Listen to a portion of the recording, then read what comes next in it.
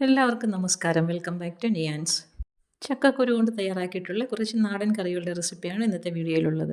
ആദ്യം ചക്കക്കുരു കൊണ്ടുള്ളൊരു പെരട്ടാണ്. ഇതെങ്ങനെയാണ് തയ്യാറാക്കുന്നത് നോക്കാം. അപ്പോൾ ഇത് തയ്യാറാക്കുന്നതിന് വേണ്ടി കുറച്ചധികം ചക്കക്കുരു ഇതേപോലെ തൊലി കളഞ്ഞ് കഴുകി വൃത്തിയാക്കി വെച്ചിട്ടുണ്ട്. നമുക്കിത് ഏറ്റവും കനം കുറഞ്ഞ രീതിയിൽ ഇതേപോലെ ഒന്ന് കീറിയെടുക്കാം. ഇപ്പോൾ ചക്കയുടെയൊക്കെ സീസണാണല്ലോ, അപ്പോൾ ചക്കക്കുരു ഉള്ളപ്പോൾ ഈ രീതിയിലൊന്ന് ട്രൈ ചെയ്ത് നോക്കും. നമ്മൾ മെഴുകുവരട്ടി ഉണ്ടാക്കാനൊക്കെ ചക്കക്കുരു വളരെ കനം കുറച്ച് കട്ട് ചെയ്തെടുക്കുന്ന രീതിയിലാണ് ഇതിനും വേണ്ടി കട്ട് ചെയ്തെടുക്കേണ്ടത്. ഇപ്പോൾ ഇത് ഈ രീതിയിൽ ഞാനെല്ലാം കട്ട് ചെയ്തെടുത്തിട്ടുണ്ട്. ഇനി നമുക്ക് ഇത് വേവിക്കാനുള്ള പാത്രത്തിലേക്ക് ഇട്ട് കൊടുക്കാം. ഇനി ഇത് വേകാൻ ആവശ്യമുള്ള വെള്ളവും കൂടി ചേർത്ത് കൊടുക്കാം. പിന്നീട് ഇതിലേക്ക് ആവശ്യത്തിനുള്ള ഉപ്പും കൂടി ഇട്ട് കൊടുത്ത് അടച്ചു വെച്ച് നല്ലതുപോലെ ഒന്ന് വേവിച്ചെടുക്കാം. ഇപ്പോൾ അത് ചക്കക്കുരു നന്നായിട്ട് വെന്ത് കിട്ടിയിട്ടുണ്ട്. ഈ ഒരു സമയമാകുമ്പോഴേക്കും നമുക്ക് വെള്ളം ഊറ്റി കളഞ്ഞിട്ട് എടുക്കാം. ഇനി ആ പാത്രത്തിൽ തന്നെ കുറച്ച് വെളിച്ചെണ്ണ ഒഴിച്ച് ചൂടാകുമ്പോൾ കടുകും വറ്റൽമുളകും കറിവേപ്പിലയും കൂടി ഇട്ടൊന്ന് പൊട്ടിച്ചെടുക്കാം. പിന്നീട് അതിലേക്ക് ഒരു വലിയ സവാള ചെറുതായിട്ട് കനം കുറച്ച് അരിഞ്ഞതും കൂടി ഇട്ട് കൊടുത്ത് അതിലേക്ക് 2 പച്ചമുളകും കൂടി ചേർത്ത് കൊടുക്കാം. പിന്നീട് എല്ലാം കൂടി നന്നായിട്ടൊന്ന് വഴറ്റിയെടുക്കാം. ഇനി ഈ മസാലയ്ക്ക് ആവശ്യമുള്ള ഉപ്പും കൂടി ഇതിലേക്ക് ചേർത്ത് കൊടുക്കാം. ഉള്ളിയൊക്കെ നന്നായി ഇതേപോലെ വെന്ത് വാടി വരുമ്പോൾ അതിലേക്ക് 1 ടീസ്പൂൺ മുളക് പൊടി ചേർത്ത് കൊടുക്കാം. 1/4 ടീസ്പൂൺ മഞ്ഞൾപ്പൊടിയും 1/2 ടീസ്പൂൺ ചിക്കൻ മസാലയും 1/2 ടീസ്പൂൺ മല്ലിപ്പൊടിയും കൂടി ചേർത്ത് കൊടുത്ത് പൊടികളുടെ എല്ലാം പച്ചമണം മാറുന്നവരെ നന്നായിട്ടൊന്ന് വഴറ്റിയെടുക്കാം. മസാലയുടെയൊക്കെ പച്ചമണം മാറുമ്പോൾ അതിലേക്ക് 1/2 കപ്പ് തിളച്ച വെള്ളവും കൂടി ചേർത്ത് കൊടുത്ത് ഒന്ന് മിക്സ് ചെയ്ത് കൊടുക്കാം. ഇനി ആ മസാല കൂട്ട് നന്നായിട്ട് തിളച്ചിരുമ്പോൾ അതിലേക്ക് വേവിച്ച് വെച്ച ചക്കക്കുരു ഇട്ട് കൊടുത്ത് നല്ലതുപോലെ ഒന്ന് മിക്സ് ചെയ്ത് കൊടുക്കാം. ഇനി ചക്കക്കുരു മസാലയിൽ കിടന്ന് അരപ്പൊക്കെ നന്നായിട്ടൊന്ന് പിടിച്ചു വരുന്നത് വരെ അടച്ചു വെച്ചൊന്ന് വെയിറ്റ് ചെയ്യാം. ഇപ്പോൾ ഇതാ മസാലയൊക്കെ നന്നായിട്ട് ചക്കക്കുരുവിനകത്ത് പിടിച്ചിട്ടുണ്ട്. ഇനി നമുക്ക് അടച്ചു വയ്ക്കേണ്ട ആവശ്യമില്ല. മൂടി തുറന്നിട്ട് നന്നായിട്ട് ഇത് വെള്ളം വറ്റുന്നത് വരെ ഇളക്കി കൊടുത്തുകൊണ്ടേയിരിക്കാം. മീഡിയം ഫ്ലെയിമിൽ ഇട്ട് കൊടുത്ത് ഇടയ്ക്കിടയ്ക്ക് ഒന്ന് ഇളക്കി കൊടുത്താൽ മതി. കണ്ടിന്യൂസ് ആയിട്ട് ഇളക്കി കൊടുക്കേണ്ട ആവശ്യമില്ല. ഫ്ലെയിം മീഡിയത്തിലിട്ടാൽ മതിയാകും. വെള്ളമൊക്കെ നന്നായി വറ്റി ചക്കക്കുരു നന്നായി ഡ്രൈ ആകുന്നത് വരെ ഇത് നമുക്ക് ഇളക്കി കൊടുക്കണം.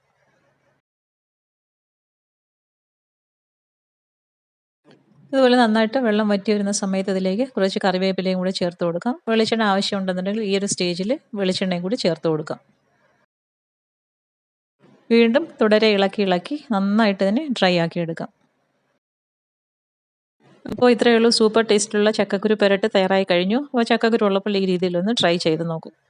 അടുത്തത് ചക്കക്കുരുവും പുളിഞ്ചിക്കയും ഉണക്കമീനും ചേർത്ത് തയ്യാറാക്കിയിട്ടുള്ള ഒരു തോരനാണ്. അപ്പോൾ ഇത് തയ്യാറാക്കുന്നതിന് വേണ്ടി കുറച്ച് ചക്കക്കുരുവും പുളിഞ്ചിക്കയും 2 ഉണക്ക മത്തിയും എടുത്ത് വെച്ചിട്ടുണ്ട്. ഇനി ഇതിൻ്റെ തോലൊക്കെ കളഞ്ഞ് കഴുകി വൃത്തിയാക്കിയതിന് ശേഷം ഒന്ന് മുറിച്ചെടുക്കാം. എല്ലാം കഴുകി വൃത്തിയാക്കിയതിന് ശേഷം ഈ ഒരു വലിപ്പത്തിൽ എല്ലാം നമുക്കൊന്ന് കട്ട് ചെയ്ത് മാറ്റാം. ചക്കക്കുരുവും പുളിഞ്ചിക്കയൊക്കെ നമ്മൾ തോരൻ വയ്ക്കുന്ന ഒരു വലിപ്പത്തിൽ വേണം കട്ട് ചെയ്തെടുക്കാൻ. ഇനി ഒരു ചട്ടി അടുപ്പിലേക്ക് വെച്ച് കൊടുക്കാം. അതിലേക്ക് കഴുകി അരിഞ്ഞു വെച്ചിരിക്കുന്ന ചക്കക്കുരു ആദ്യം ഇട്ട് കൊടുക്കാം. പിന്നീട് അത് വേകാൻ ആവശ്യമുള്ള വെള്ളവും കൂടി ചേർത്ത് കൊടുക്കാം. പിന്നീട് ആ ചക്കക്കുരുവിന് വേണ്ടി മാത്രമുള്ള ഉപ്പും കൂടി ചേർത്ത് കൊടുക്കാം. ഇനി അടച്ചു വെച്ച് വേവിച്ചെടുക്കാം. ചക്കക്കുരു നന്നായി വേകുന്ന സമയം കൊണ്ട് ഒരു അരപ്പ് തയ്യാറാക്കി എടുക്കാം. അതിനുവേണ്ടി 1/2 കപ്പ് തേങ്ങ ചിരകിയത് മിക്സിയുടെ ജാറിലേക്ക് ഇട്ട് കൊടുക്കാം. പിന്നീട് അതിലേക്ക് 2 പച്ചമുളക് ചേർത്ത് കൊടുക്കാം. ഇനി ഒരു 4-5 അല്ലി വെളുത്തുള്ളിയും 1/4 ടീസ്പൂൺ ജീരകവും 1/4 ടീസ്പൂൺ മഞ്ഞൾപ്പൊടിയും കുറച്ച് കറിവേപ്പിലയും കൂടി ചേർത്ത് ഒന്ന് ചതച്ചെടുക്കാം. ഇപ്പോൾ അത് വേകാൻ വെച്ചിരുന്ന ചക്കക്കുരു നന്നായിട്ടൊന്ന് വെന്ത് വന്നിട്ടുണ്ട്. ഇത് ഉൾവശം നല്ല തിക്കായിട്ടുള്ള ചക്കക്കുരു ആയിരുന്നു. നല്ല ടേസ്റ്റാണ് ഈ സൈസ് ചക്കക്കുരു വെച്ചതുപോലെ തോരൻ വെക്കുമ്പോൾ. ഇനി കഴുകി വൃത്തിയാക്കി വെച്ച ഉണക്കമ്മീൻ്റെ മുള്ളൊക്കെ എടുത്ത് കളഞ്ഞതാണ് ഇത്. ഇനി ചെറുതായിട്ട് ഇതിലേക്കൊന്ന് കട്ട് ചെയ്തിട്ട് കൊടുക്കാം. ഇതിലേക്ക് ഉണക്കമീൻ എടുക്കുമ്പോൾ ഉണക്ക മത്തിയാണ് ഏറ്റവും നല്ലത്. ഇനി അരിഞ്ഞു വെച്ചിരിക്കുന്ന പുളിഞ്ചിക്കയും കൂടെ ഇതിലേക്ക് ചേർത്ത് കൊടുക്കാം. പിന്നീട് ഇനി ആവശ്യത്തിനുള്ള ഉപ്പും കൂടി ചേർത്ത് കൊടുത്തതിന് ശേഷം ചതച്ച് വെച്ചിരിക്കുന്ന അരപ്പ് ഇതിലേക്ക് ഇട്ട് കൊടുത്ത് മുകൾ വശം ഒന്ന് സ്പ്രെഡ് ചെയ്ത് കൊടുക്കാം. ഇനി അടച്ചു വെച്ച് വേവിച്ചെടുക്കാം. അപ്പോൾ ഇതാ പുളിഞ്ചിക്കയൊക്കെ വെന്ത് കിട്ടിയിട്ടുണ്ട്. നന്നായിട്ട് ആവി കയറി അരപ്പെല്ലാം വെന്ത് വന്നിട്ടുണ്ട്. ഇനി നല്ലതുപോലെ ഒന്ന് മിക്സ് ചെയ്ത് കൊടുക്കാം. ആ പുളിഞ്ചിക്കയും ചക്കക്കുരുവൊക്കെ നന്നായിട്ടൊന്ന് മിക്സായി ചെറുതായിട്ടൊന്ന് ഉടഞ്ഞു വരുന്ന പരുവം വരെ ഒന്ന് ഇളക്കി കൊടുക്കാം.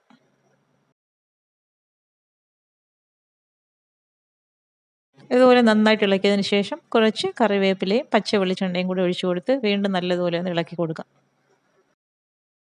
കുറച്ച് സമയം ഇതേപോലെ നന്നായി ഇളക്കി കൊടുക്കുമ്പോൾ പുളിയിഞ്ചിക്കയുടെ പുളിയൊക്കെ ഈ ചക്കക്കുരുവിലേക്ക് പിടിച്ച് നല്ലൊരു സ്വാദായിരിക്കും. ഇത് ഭയങ്കര ടേസ്റ്റുള്ളൊരു തോരനാണ്. എല്ലാവരും ഇതേപോലെ ഒന്ന് ട്രൈ ചെയ്ത് നോക്കൂ.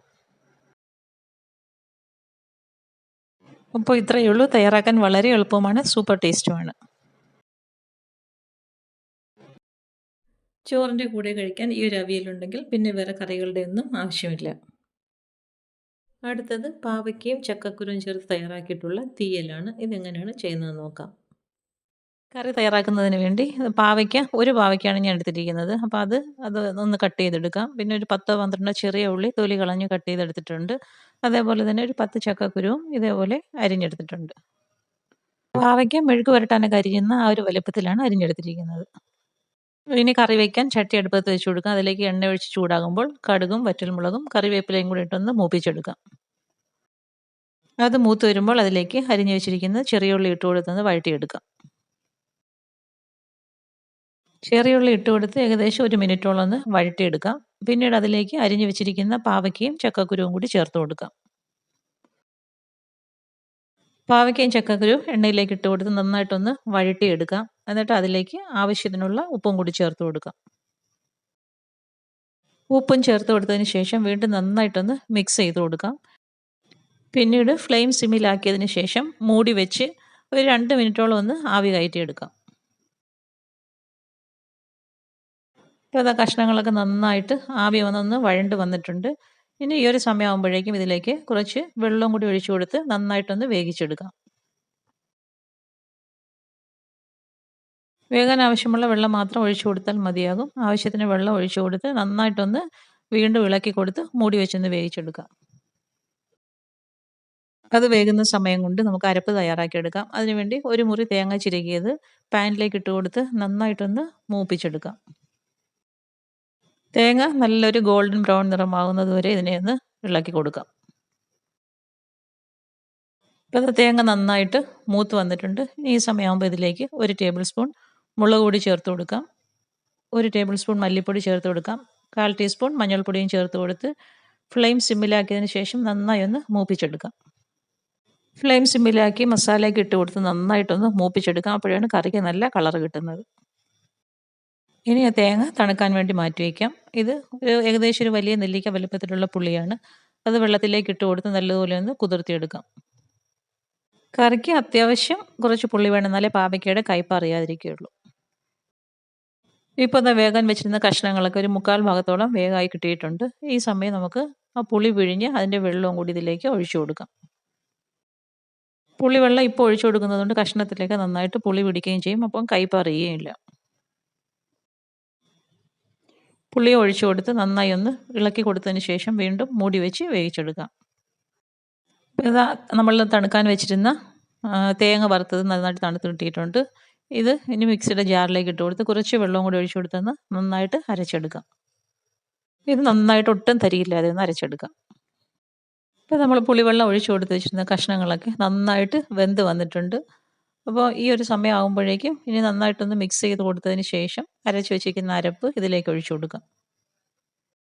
കറിക്ക് ഒരുപാട് വെള്ളം ഒഴിച്ച് ലൂസാക്കേണ്ട ആവശ്യമില്ല. അപ്പം കുറച്ച് വെള്ളം കൂടി ഇതിലേക്ക് ചേർത്ത് കൊടുത്താൽ മതിയാകും. നമുക്ക് ആവശ്യത്തിനുള്ള വെള്ളവും കൂടി ചേർത്ത് കൊടുത്ത് വീണ്ടും നല്ലതുപോലെ ഒന്ന് മിക്സ് ചെയ്ത് കൊടുക്കാം.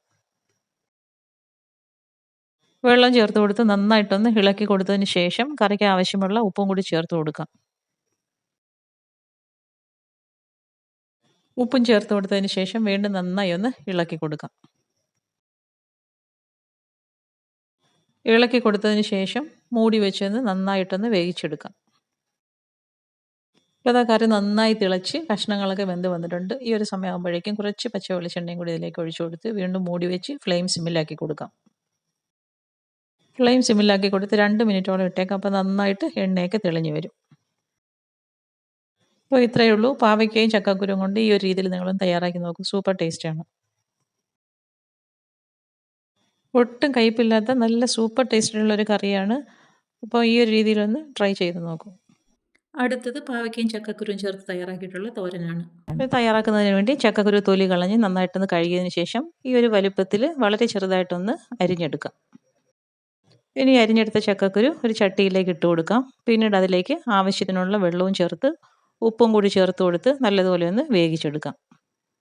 അത് വേകാൻ അടുപ്പിൽ വെച്ചിട്ട് ആ ഒരു സമയം കൊണ്ട് പാവയ്ക്ക എടുത്ത് നമുക്ക് നന്നായിട്ട് ഇതേപോലെ വളരെ ചെറുതായിട്ടൊന്ന് അരിഞ്ഞെടുക്കാം. 2 പാവയ്ക്കാണ് ഞാനിവിടെ അരിഞ്ഞെടുത്തിരിക്കുന്നത്. ഇനി അതിലേക്ക് ചേർത്ത് കൊടുക്കാൻ കുറച്ച് അരപ്പ് തയ്യാറാക്കി എടുക്കാം. ഒരു ഏകദേശം അരക്കപ്പോളം തേങ്ങ എടുക്കാം. അതിലേക്ക് 2 പച്ചമുളക് ചേർത്ത് കൊടുക്കാം. പിന്നീട് ഒരു 7 8 ചെറിയ ഉള്ളിയും കൂടി ചേർത്ത് കൊടുത്ത് ചെറുതായിട്ടൊന്ന് ചതച്ചെടുക്കാം. അപ്പോഴേക്കും വേകാൻ വെച്ചിരുന്ന ചക്കക്കുരു ഏകദേശം ഒരു 3/4 വേവോളം ആയിട്ടുണ്ട്.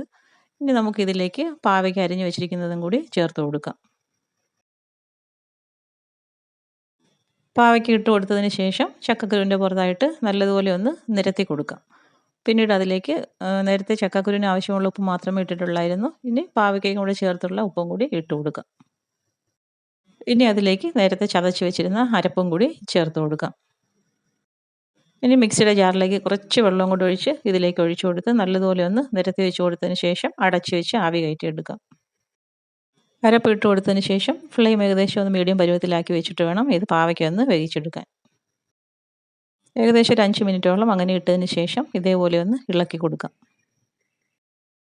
നന്നായിട്ട് ഇതേപോലെ ചക്കക്കുരുവും പാവയ്ക്കയും എല്ലാം ഒന്ന് മിക്സാക്കി കൊടുത്തതിന് ശേഷം ഫ്ലെയിം നല്ലതുപോലെ സിമ്മിലാക്കിയിടാം. വീണ്ടും ഒരു 2 മിനിറ്റോളം അടച്ചു വയ്ക്കാം.